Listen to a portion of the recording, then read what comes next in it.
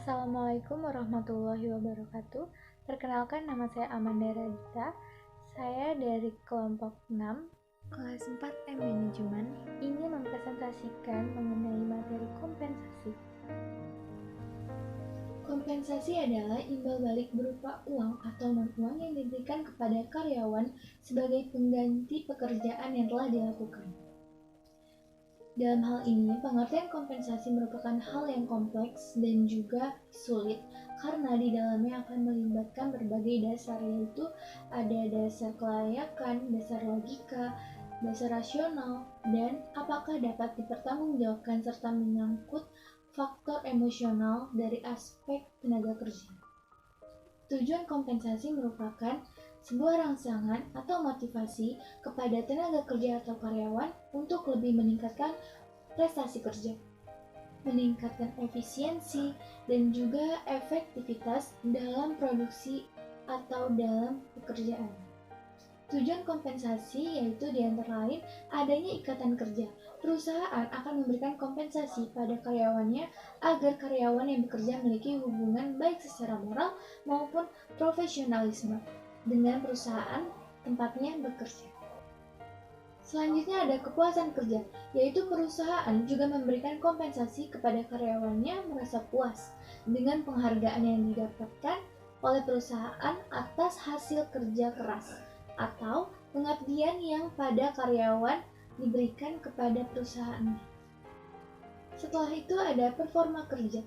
Selanjutnya, ketika merasa puas dengan penghargaan dari perusahaannya, karyawan akan memiliki performa kerja yang lebih baik, yang dapat membentuk lingkungan kerja yang kompetitif dan juga sportif dalam hal bekerja. Selanjutnya ada disiplin kerja. Ketika kompensasi dari perusahaan ini diberikan kepada karyawan telah merasa terpenuhi, maka tak hanya motivasi yang tumbuh dalam diri karyawan, tetapi rasa disiplin kerja yang juga semakin meningkat.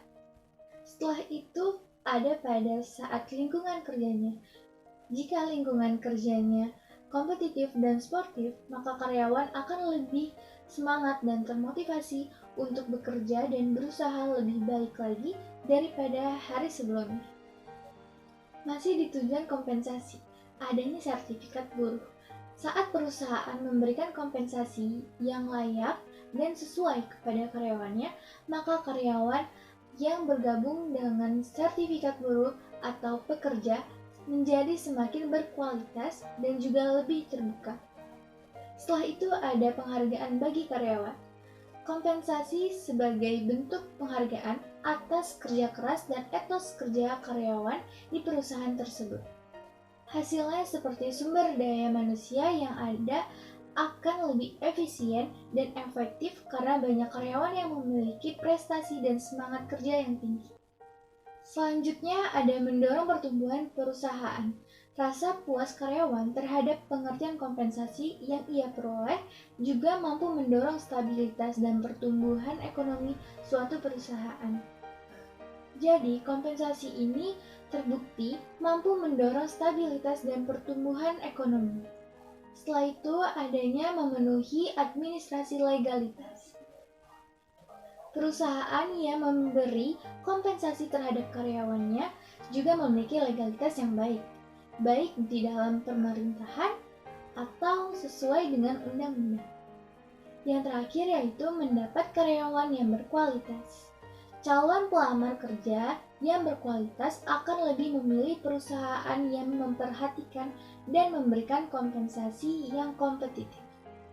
Kita masuk ke bentuk kompensasi. Bentuk kompensasi ini disesuaikan dengan berbagai proses usaha dan sesuai ketentuan perusahaan tersebut. Yang pertama adalah upah atau gaji, yang berhubungan dengan tarif gaji per jam, di mana semakin lama waktu bekerja, maka semakin besar pula upah yang didapatkan oleh karyawan. Yang kedua ada insentif, yaitu sebagai tambahan gaji di atas atau di luar uang gaji atau upah yang diterima oleh karyawan dan diberikan oleh perusahaan. Yang ketiga adanya tunjangan, berbagai fasilitas yang didapatkan karyawan dari perusahaan. Yang terakhir dalam bentuk kompensasi yaitu ada fasilitas. Fasilitas adalah bentuk kompensasi untuk karyawan. Seperti fasilitas apa saja yang ia dapatkan dalam perusahaan tersebut. Selanjutnya ada jenis-jenis kompensasi. Yang pertama ada kompensasi langsung. Kompensasi langsung ini merupakan kompensasi finansial secara langsung yang diberikan suatu perusahaan. Contohnya, bayaran pokok yang termasuk di dalamnya merupakan bayaran insentif seperti komisi dan juga bonus. Selanjutnya ada kompensasi tidak langsung, yaitu kompensasi tidak langsung ini diberikan secara langsung tetapi bagi karyawan yang menerima dalam bentuk uang. Contohnya ada asuransi, paid leave, dan fasilitas tempat parkir. Dan yang terakhir ada kompensasi non-finansial. Kompensasi non-finansial ini sama sekali tidak berhubungan dengan finansial. Contohnya, ada pekerjaan atau proyek yang menarik atau menantang bagi karyawannya. Setelah itu ada faktor penyusun kompensasi atau tingkat upah. Yang pertama ada harga pekerjaan. Hal ini dibedakan berdasarkan bagaimana harga perusahaan. Pekerjaan yang berat tentu akan mendapatkan kompensasi yang berbeda daripada pekerjaan yang ringan. Yang kedua ada sistem kompensasi, yaitu membuat sistem kompensasi yang mendetail dengan dasar yakni prestasi dan juga waktu. Ukuran prestasi ini digunakan untuk memberikan motivasi untuk para karyawan agar meningkatkan performa kinerja masing-masing karyawan. Yang ketiga ada tingkat hidup. Kompensasi ini sesuai dengan lingkungan tempat perusahaan tersebut berada. Biasanya yang menjadi patokan adalah upah minimum regional atau UMR. Yang keempat ada tingkat kompensasi di perusahaan lain. Hal ini perusahaan juga bisa membandingkan kompensasi yang diberikan oleh perusahaan lain untuk tipe kerja yang sama untuk memberikan pengertian kompensasi pada karyawan. Yang kelima ada perundang-undangan yang berlaku. Suatu perusahaan juga akan memberikan kompensasi sesuai dengan aturan perundang-undangan yang berlaku mengenai upah, gaji, atau kompensasi. Karena akan ada sanksi ketika perusahaan melanggar perundang-undangan yang berlaku. Dan yang terakhir, ada kemampuan perusahaan. Kemampuan suatu perusahaan untuk memberikan kompensasi kepada karyawannya. Hal ini tergantung pada keuntungan atau profit, pemasukan, dan banyak hal yang didapat di perusahaan.